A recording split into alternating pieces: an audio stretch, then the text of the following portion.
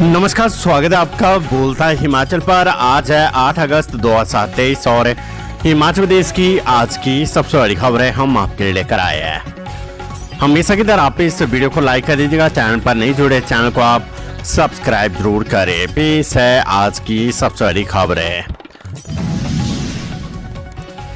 हिमाचल में बन गया वाटरसेज कमीशन। मुख्यमंत्री सुखविंदर सिंह सुक्खू ने नए आयोग को दिलाई शपथ। हिमाचल प्रदेश में आखिरकार वाटरसेज कमीशन का गठन हो गया है। सोमवार को दिल्ली से लौटने के बाद मुख्यमंत्री सुखविंदर सिंह सुक्खू ने अपने कार्यालय में आयोग के नए चेयरमैन और सदस्यों को शपथ दिलाई। पूर्व आईएएस अमिताभ अवस्थी को जल विद्युत उत्पादन पर जल उपकर के लिए राज्य आयोग के अध्यक्ष तथा एचएम दरोला, अरुण शर्मा और जोगिंदर सिंह को सदस्य के रूप में शपथ दिलाई गई है। शपथ के बाद मुख्यमंत्री ने कहा कि वे सभी के सफल कार्यकाल की कामना करते हैं। मुझे विश्वास है कि इनकी विशेषज्ञता जिम्मेदार जल संसाधन प्रबंधन और सतत विकास की दिशा में हमारे प्रयासों का मार्गदर्शन करेगी। स्कूल और कॉलेजों से दोबारा मांगी जाएगी रिपोर्ट। बारिश से अब तक 77.34 करोड़ रुपए का नुकसान है। जुलाई माह से अब तक हुई भारी बारिश व भूस्खलन से स्कूलों व कॉलेजों को करोड़ों रुपए का नुकसान हुआ है। शिक्षा विभाग द्वारा बीते दिनों नुकसान की रिपोर्ट मांगी गई थी, लेकिन अभी तक विभाग को पूरी रिपोर्ट नहीं मिल पाई है। वहीं जब तक की रिपोर्ट विभाग को मिली है उसके बाद और भी नुकसान हुआ है। शिक्षा विभाग अब जिला उपनिदेशकों से दोबारा रिपोर्ट मांगेगा। शिमला स्थित Himachal Pradesh Institute of Public Administration HIPA में नुकसान के मूल्यांकन करने के संबंध में प्रत्येक विभाग के अधिकारियों को 2 दिवसीय प्रशिक्षण दिया जा रहा है। इसमें विभाग के अधिकारियों को नुकसान से संबंधित डाटा तैयार करने का प्रशिक्षण दिया जा रहा है। इस प्रशिक्षण के बाद सभी विभागों में हुए नुकसान का आंकलन कर आपदा प्रबंधन को विस्तृत रिपोर्ट सौंपी जाएगी। गौरव की अब तक प्राप्त रिपोर्ट के अनुसार प्रारंभिक और उच्च शिक्षा विभाग के अंतर्गत स्कूलों व कॉलेजों को अब तक बारिश व भूस्खलन के चलते 77.34 करोड़ रुपए का नुकसान हुआ है। वहीं अभी स्कूलों से नुकसान की रिपोर्ट आ रही है। मानसून सीजन के अंत तक ये आंकड़ा काफी बढ़ सकता है। विभाग से मिली जानकारी के अनुसार जुलाई माह से लगातार जारी बारिश व भूस्खलन के कारण प्रारंभिक शिक्षा के अंतर्गत आने वाले 164 प्राथमिक व मिडिल स्कूलों को अब तक 58.94 करोड़ रुपए का नुकसान हुआ है। 144 हाई व सीनियर सेकेंडरी स्कूलों को अब तक 11 करोड़ 40 लाख रुपए का नुकसान हुआ है। इसके अलावा कॉलेजों में अब तक 7 करोड़ रुपए का नुकसान हुआ है। पीडब्ल्यूडी ने दिल्ली भेजी बर्बाद 16 पुलों की रिपोर्ट। नितिन गडकरी के दौरे के बाद विभाग में हलचल। केंद्रीय मंत्री नितिन गडकरी के दौरे के बाद पीडब्ल्यूडी में बड़ी हलचल है। नेशनल हाईवे के 1 किलोमीटर के दायरे में आने वाले पुलों की एक रिपोर्ट विभाग ने केंद्र सरकार को भेजी है। इस रिपोर्ट में 16 पुल शामिल है जो अब पूरी तरह से बर्बाद या क्षतिग्रस्त हो चुके हैं। इन पुलों की रिपेयर केंद्र सरकार सेतु भारतम योजना के तहत कर सकती है। पीडब्ल्यूडी ने राज्य उच्च मार्ग और संपर्क मार्ग पर बने इन पुलों को द्वारा जो सेतु भारतम योजना के तहत पीडब्ल्यूडी को अगर ये बजट मिलता है तो नेशनल हाईवे के आसपास के सभी मार्ग द्वारा से बहाल हो सकेंगे। चंबा में विजिलेंस ने सरकारी विभागों में चल रहे गड़बड़ झालों पर कसा शिकंजा, एफआईआर दर्ज। चंबा जिले के सरकारी विभागों में चल रहे गड़बड़ झालों पर विजिलेंस ने शिकंजा कसना शुरू कर दिया है। एक सप्ताह में विजिलेंस ने 2 सरकारी विभागों में कार्यवाही की है। 2 दिन पहले एनएचएम कार्यालय में चल रही टेंडर प्रक्रिया में गड़बड़ी की शिकायत मिलते विजिलेंस टीम ने तुरंत छापा मारा। इस दौरान टेंडर से संबंधित दस्तावेजों को अपने कब्जे में लिया। इसके साथ कार्यालय में रख के हाजिर रजिस्टर की भी जांच की। इस मामले में विजिलेंस की जांच प्रक्रिया जारी है।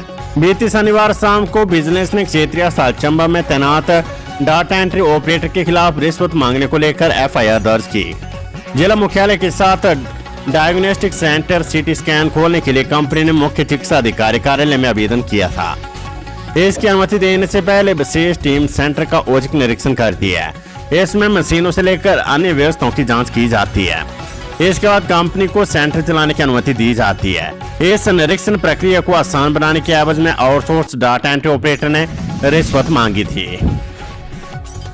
इसको लेकर कंपनी ने सरकार के 1100 नंबर पर शिकायत की थी। इसकी भनक लगती विजिलेंस ने अपना शिकंजा कसा। रिश्वत को लेकर फोन पर हुई बातचीत की रिकॉर्डिंग को भी सबूत के साथ जांच में शामिल किया है। अब इस मामले में विजिलेंस आगामी कार्रवाई कर रहा है। हिमाचल में 14 स्कूलों में शुरू होगा हब एंड स्पोक मॉडल, व्यावसायिक विषय की पढ़ाई करने में होगी आसानी। प्रदेश भर के 14 अतिरिक्त स्कूलों में हब एंड स्पोक मॉडल शुरू होगा। इससे विद्यार्थियों को व्यावसायिक विषय की पढ़ाई करने में आसानी होगी।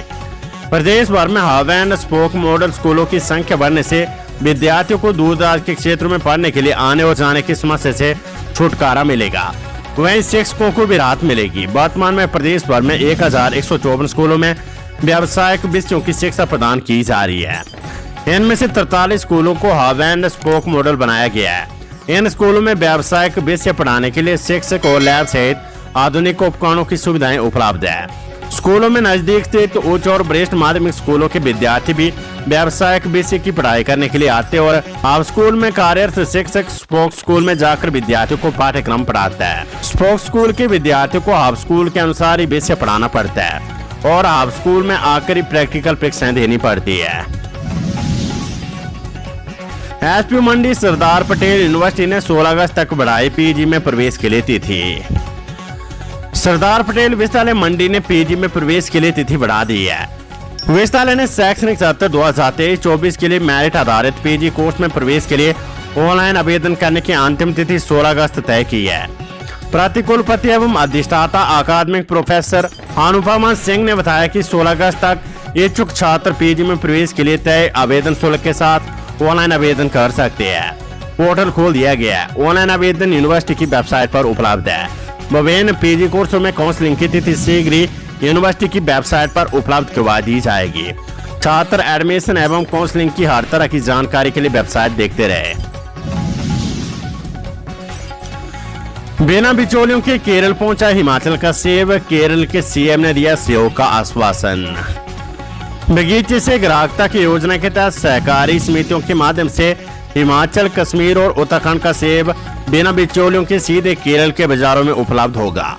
बागवानों को उपज का सही मूल्य दिलवाने और उपभोक्ताओं को सस्ती दरों पर उच्च गुणवत्ता का सेब उपलब्ध करवाने के लिए केरल में सहकारी समितियों के जरिए घरेलू बाजार तक विपणन नेटवर्क तैयार किया जाएगा। दिल्ली में रविवार को हुई Apple farmers federation of India AFFI की केरल के मुख्यमंत्री पिनाराई विजयन के साथ बैठक में फैसला लिया। केरल में स्थानीय सहकारी समितियों के जरिए घरेलू बाजार तक सेब पहुंचेगा और लोगों को सस्ता मिलेगा। सहायक प्रोफेसर के तबादलों पर हाईकोर्ट की रोक, मांगा शिमला भेजा कांगड़ा। हिमाचल प्रदेश हाईकोर्ट ने राजकीय महाविद्यालय सराज में तैनात सहायक प्रोफेसर के तबादलों पर रोक लगा दी है। न्यायाधीश ज्योत्सना रिवालदुआ ने शिक्षा सचिव को नोटिस जारी कर जवाब तलब किया है। अदालती आदेशों की अनुपालना न करने पर याचिकाकर्ता ख्याल चंद ने शिक्षा सचिव के खिलाफ अवमानना याचिका भी दायर की है। मामले की सुनवाई 18 अगस्त को निर्धारित की गई है। याचिका में आरोप लगाया गया कि शिक्षा सचिव ने अदालत के निर्णय के अनुसार उसका तबादला शिमला महाविद्यालय में रिक्त पद पर नहीं किया। शिक्षा सचिव ने उसके प्रतिवेदन को न केवल खारिज किया बल्कि उसका तबादला राजकीय महाविद्यालय सराज से राजकीय महाविद्यालय गुलेर कांगड़ा में कर दिया। याचिकाकर्ता ने अदालत को बताया कि भी राजकीय महाविद्यालय सराज के लंबाथाच में पिछले 7 वर्षों से सहायक प्रोफेसर के पद पर तैनात था। मौसम की मार से प्रदेश में पर्यटन कारोबार की टूटी कमर, वीकेंड पर भी नहीं आ रहे सैलानी।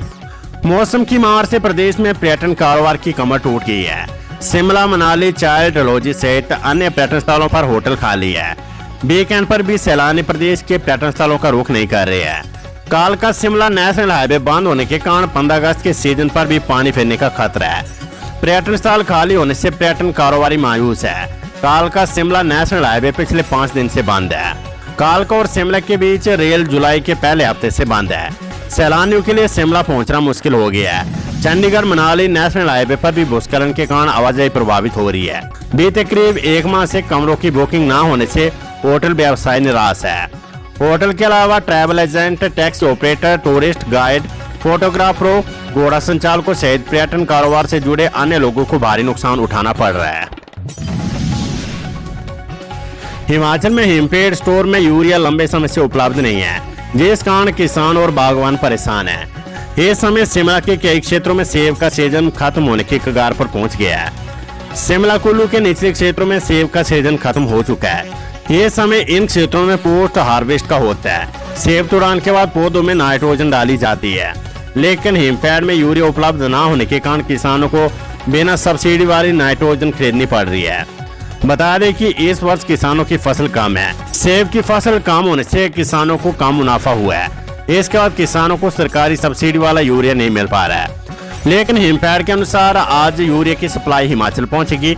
इस समय हिमाचल में यूरिया की मांग 5000 मीट्रिक टन है।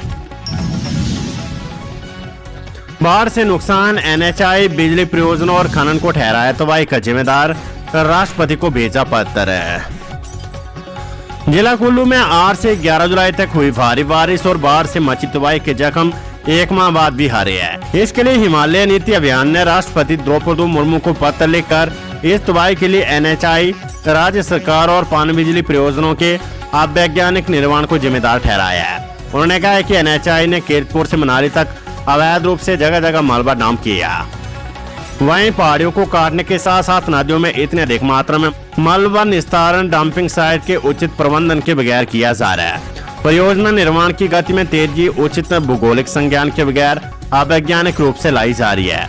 हिमालय नीति अभियान के अध्यक्ष कुलभूषण और संयोजक गुमान सिंह ने राष्ट्रपति को भेजे गए पत्र में कहा कि सड़क के चौड़ीकरण के दौरान कई हिस्सों में खड़ी पहाड़ी काटने से भूस्खलन में वृद्धि हुई है।